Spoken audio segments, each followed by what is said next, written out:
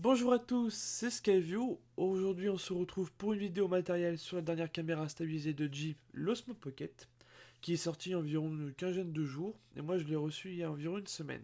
Donc je vais vous donner mon ressenti face à cette nouvelle caméra. Alors on commence par la boîte de l'Osmo, le tout a l'air assez solide pour le transport. La boîte contient un câble USB vers USB-C, deux adaptateurs, un Light Night pour la gamme Apple et un autre type C.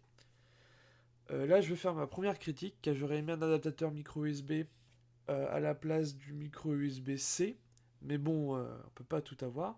Alors le Light Night, il est là parce que c'est compatible avec toute la gamme Apple, et en plus Apple a un partenariat avec Jai. Et le port USB-C, c'est pour tous les derniers téléphones et tablettes sortis. Alors je trouve ça vraiment dommage qu'il n'y ait pas de micro USB. Moi j'ai un Huawei P8 Lite, c'est micro USB, du coup je peux pas le brancher sur l'Osmo. Alors apparemment ça marche avec un adaptateur. Moi j'ai pas encore reçu le mien, donc je peux pas vous dire si ça marche. Je le mettrai en message sur le côté ou dans les commentaires pour dire si ça marche une fois que je l'aurai testé. Après, on a l'étui de protection qui est assez simple, mais il protège bien l'Osmo Pocket pour les transports. J'aime beaucoup le fait qu'on puisse y attacher une dragonne qui est fournie. C'est pas grand chose, mais j'aime bien, ça me rassure. Et je trouve dommage par contre qu'on ne puisse pas ranger un ou deux des adaptateurs qu'on a reçus dans la boîte. Mais bon, ce sera possible avec l'étude de recharge dont je parlerai plus tard. Il y a deux manuels d'activation et de conseils d'utilisation pour bien démarrer avec les garanties, mais ça, on s'en moque. Et bien sûr, il y a l'Osmo Pocket. Alors physiquement, il est tout petit, hein, il tient dans la main.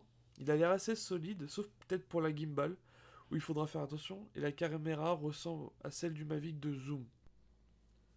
Ce que je trouve dommage, c'est qu'il n'y ait pas de vis de fixation. Pour cela, il faudra acheter un accessoire. Et le fait que la batterie ne soit pas interchangeable. J'aurais bien aimé qu'elle le soit pour en avoir une ou deux à côté pour la changer. Alors, elle peut tenir vachement longtemps en fonction de son utilisation, elle se charge rapidement, et il y a toujours la technique de la batterie externe. Mais bon, j'aurais aimé. Par contre, à la longue, il chauffe pas mal. Alors en hiver, c'est vraiment agréable quand on n'a pas de gants. Mais en été, je demande à voir. Maintenant, on va parler des fonctionnalités de l'Osmo Pocket. Il existe 5 modes de capture actuellement. En premier, nous avons le mode photo. Il n'est pas vraiment extraordinaire. Moi, j'ai un Huawei P8 Lite. Il fait déjà de très belles photos. Donc je trouve l'intérêt assez bas, surtout vu les smartphones et les tablettes actuelles. Mais bon, il a le mérite d'exister. On peut régler la qualité d'affichage, le format, les ISO et mettre un retardateur. Donc un mode photo normal. Ensuite, on a le mode panoramique qui existe en deux modes. Le mode 180 qui prend 4 photos en ligne d'horizon, on va dire, pour faire une photo panoramique, tout ce qui est de plus normal. Et le mode 3x3 qui va prendre 9 photos en tout. 3 photos vers le haut, 3 sur l'horizon et 3 vers le bas. Ce qui va faire une grosse photo avec une belle hauteur, mais qui sera quand même vachement déformée pour le décor, ça va être vachement être arrondi, un peu comme les vidéos en 360 des fois. Ensuite, nous avons le mode timelapse, qui lui aussi est disponible en deux modes. Alors le premier c'est un timelapse normal, avec les réglages habituels, le temps entre chaque photo, combien de temps ça va durer. Mais il existe un deuxième mode timelapse, motion lapse, un timelapse à trajectoire. Pour celui-ci, je conseille vraiment d'avoir le téléphone ou la tablette, enfin tout simplement pour utiliser l'application. Car en fait, c'est un timelapse à trajectoire, c'est-à-dire qu'on pourra choisir plusieurs points de passage. Et pendant le timelapse, il va passer du premier point jusqu'au dernier point et prendre des photos en mouvement. Ça va donner des angles différents dans le timelapse et ça va le rendre plus vivant selon moi. Il faudra bien caler votre téléphone ou votre tablette parce que regardez moi par exemple là je vous en donne un où je le tenais à bout de bras. Alors ça a duré que 5 minutes mais forcément on bouge. Donc vraiment quelque chose qu'on puisse caler facilement ou alors attendre l'accessoire Wi-Fi, donc je parlerai plus tard aussi. Ensuite, nous avons le mode slow motion qui filme en 1080p, 160 images par seconde. Ça fait de très beaux plans, c'est un très beau slow motion hein, en HD. Bah, j'ai rien à redire là-dessus. Avec le stabilisateur, ça fait le taf. Et pour le dernier mode, c'est le mode vidéo tout simplement, où on peut filmer soit en 1080p ou en 4K avec 30 ou 60 images par seconde à chaque fois. Alors nous avons un exemple à l'intérieur, ou alors nous avons pour dehors le mode vidéo aussi du coup. Alors là en même temps je vous fais tester le micro en extérieur, comme ça vous montre à peu près ce que c'est. Alors c'est assez chiant parce que je dois le tenir à bout de bras pour être vraiment dans le, comment dire, dans le cadre, hein. C'est-à-dire que pour le mode selfie la perche sera beaucoup mieux. En plus là j'ai l'iPad donc c'est vraiment pas terrible. J'espère qu'on m'entend bien, je sais pas trop, j'ai pas trop testé encore le rendu du micro et tout.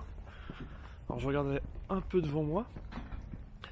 Donc là je suis en mode selfie, mais si je veux, je peux tourner la caméra normalement si j'appuie. Hop là, voilà. Et donc vous êtes de l'autre côté. Donc là comme j'ai dit, je suis sur mon iPad, c'est pas ce qui est plus pratique pour filmer, mais bon, vous allez voir que c'est assez stable. Là il fait super moche, c'est super sombre et pourtant le rendu sur la tablette est très beau. Donc j'espère que ça rendra pareil sur le PC.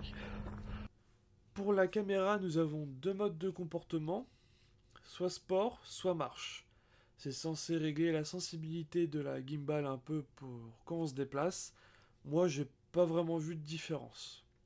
Après, il y a les modes intelligents, par exemple le mode suivi avec l'Active Track, où on peut suivre une personne ou alors fixer son propre visage. Alors, je conseille toujours de le faire avec l'application Mimo, parce que c'est toujours plus facile à sélectionner un sujet en particulier de manière plus précise. Alors que sur le petit écran tactile qui est même d'une très bonne qualité, c'est plus difficile et on se rend moins compte de l'environnement et de ce qu'on filme vraiment. C'est un peu comme filmer avec le drone avec un retour caméra sur un portable, alors que sur une tablette, c'est largement mieux. Nous avons aussi un mode FPV, c'est tout simplement un mode première personne, hein. Ça simule ce que verrait une personne normale. Et le mode verrouillé qui permet de filmer devant soi en étant stabilisé malgré les mouvements de gauche à droite. Ça compense les mouvements. Après, on peut faire des stories sur Jimimo. On lance quelques petites vidéos différentes et ça fait un montage vidéo avec une petite musique. Tout ce qui est le plus normal. C'est juste une petite application pour rigoler, on va dire. C'est pas une très grande utilité, mais ça mérite d'exister. Ce sera surtout pour les stories Instagram, Snapchat ou Facebook pour les petites actualités en gros. Maintenant, nous allons parler des accessoires. Alors, ils ne sont pas encore disponibles, hein, ou alors tous en rupture. Il faudra attendre un petit peu, mais je vais vous faire une liste des principaux. Pour commencer, nous avons le boîtier étanche. Tout ce qui est le plus normal, c'est comme GoPro, sauf que là, c'est un énorme cylindre. Ça filme sous l'eau, tout simplement, avec deux trois boutons waterproof pour filmer. Après, nous avons l'étui de rechargement. Ça, je l'attends avec beaucoup plus d'impatience. Parce que dedans, on permet de ranger l'Osmo tout en le rechargeant. Et en plus, il y aura des rangements pour les adaptateurs. Donc, micro USB 6 est sorti depuis, ou Lightning est type C.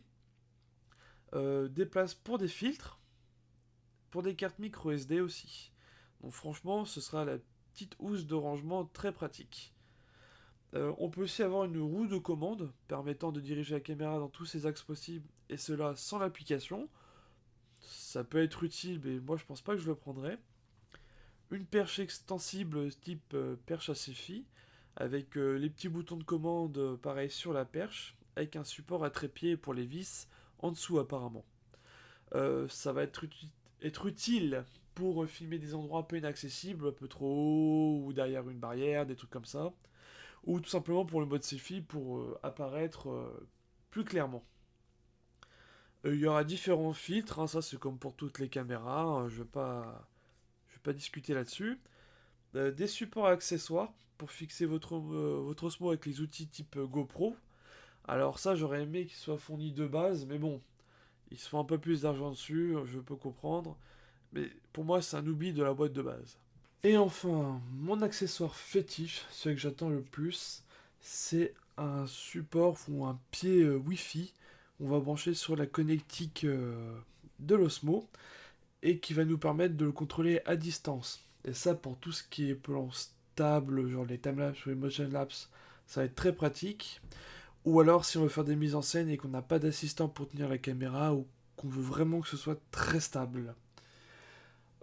Par contre, tous ces accessoires, c'est un certain prix, hein, ça varie entre 20 et 60 euros. Donc pour avoir toute la collection complète, pour être paré à tout, ça va nous coûter presque les 2 tiers du prix de l'Osmo, voire peut-être même un peu plus au fur et à mesure qu'ils vont en sortir. Alors qu'en face, on voit très bien que GoPro fait des mallettes complètes d'accessoires, des fois juste pour 30 euros. Je trouve ça dommage, après c'est la qualité Jai. Donc, pour conclure, je dirais que le Osmo Pocket c'est vraiment l'outil idéal pour moi. Moi qui avais une type caméra sport comme GoPro, ça m'allait pas du tout. Maintenant que j'ai ça, ça m'ouvre de nouvelles perspectives. Je l'ai vu rien que pendant ma dernière expédition. C'est de la bonne qualité et du bon matériel. Voilà, c'est la fin de cette vidéo de présentation du Osmo Pocket. J'espère qu'elle vous a plu. N'oubliez pas le pouce bleu, le commentaire, de me poser vos questions sur l'appareil et de vous abonner si ce n'est pas déjà fait. Vous pouvez aussi soutenir la chaîne en faisant un don sur mon Tipeee ou alors en regardant des pubs sur Utip afin qu'elle génère des dons pour ma chaîne. C'est gratuit pour vous, ça vous prend juste 1 ou 2 minutes. Les liens sont en description bien sûr. Je vous souhaite de bonnes fêtes et une bonne fin d'année. On se revoit l'année prochaine pour de nouvelles vidéos. A plus!